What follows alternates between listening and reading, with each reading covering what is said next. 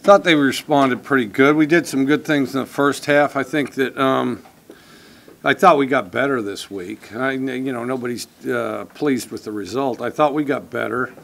I thought we played very hard. I thought that we, as far as winning individual battles, I thought we really tried to do that. I thought we won a lot of them. I think that, and then we kind of played keep away on key situations. We'd be one or two guys short, and then they'd pass it around, and it wouldn't be the same couple guys. It'd be, somebody drop a ball, or there'd be a penalty, or there'd be a bad throw. We squandered the first quarter. I thought on all sides of the ball, we just let them off the hook in key situations. I was proud of the effort. I was proud of how hard we played. I was proud of how excited we were to be out there on the field and battle. We don't need to be satisfied with coming close. We slice it so thin that, we don't leave ourselves any margin of error, and some of that's consistency in key situations. And then I think that, but as far as opportunities, we left meat scraps all over the table. I mean, we had opportunities to win that game. There's no question about it. I think the biggest thing is just playing together consistently. And in the key situations, everybody thinks, well, so-and-so, somebody rises in these key situations. That's part of it.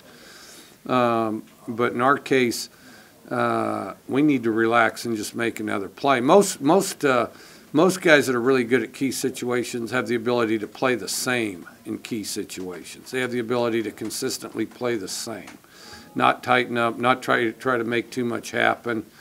And we do a little of both. We try to make too much happen, or we'll tighten up, or something will work out, and then we'll get wide-eyed and semi-surprised. Oh, wow, we're here, and then we'll squander chances, And I thought we played really hard. I didn't think we played together as good as we could have. Is Connor still your starting quarterback? We're going to evaluate that. We have a week to evaluate that. I thought Jeff played really well. What stood out to you about the way Jeff guided the offense? That he didn't try to make too much happen. That first of all, he's ready to go right away. Second of all, he did a pretty good job of taking what their defense presented, and we pretty consistently marched. When he was in, we marched the ball pretty consistently, and then of course our mishaps would be things like penalties that we couldn't overcome. There were some drop balls and things like that. I thought he played a pretty smart game. I thought he led and moved the offense well when he got his opportunity. There wasn't any of this knock off the rust, hesitation. I thought he went out there. He came out and played really polished right off the top, and I thought he got better as the game went on too. And then of course, then we're against the clock, so then things were hurried a little more, and then of course it narrows the dimension of what you can do offensively. But I thought he did a really good job handling the team. I thought he played well. Coach, what are your thoughts on the running game this week? Do you think it took a step forward, took a step back? Took a little step forward. The biggest thing is we're a young enough group. We're learning to be physical, and and when we play bigger and stronger opponents, we have trouble moving them around consistently. But then, with that said, with the running game, I thought we did some good things, but on a lot of those, we'd be one guy short. We'd have some good things ready to happen, be one guy short, and so we're doing a lot of one guy short stuff. How much did Cal's ability to run the ball really allow them to kind of control things? Oh, well, that's ridiculously exaggerated, and I know you guys like to embrace that. Cal's ability to run the ball really had nothing to do with it. Cal's ability to move the ball had a great deal to do with it, and I think that their quarterback was tough on a few kind of broken plays where he got loose, and so he kept drives going. I think they have a lot of perimeter speed, and so that makes it tough on anybody, you know, and they have a lot of perimeter speed, and as a team, I think they're starting to come together, and you saw that last week, and I think it was more the same this week.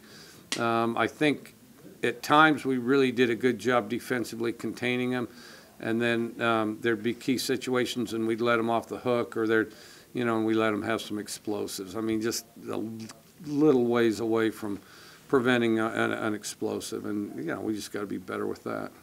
Would you say at Isaiah Myers tonight? Seems like he would make some big plays for you. When Isaiah Myers is tuned in, he really plays well, and I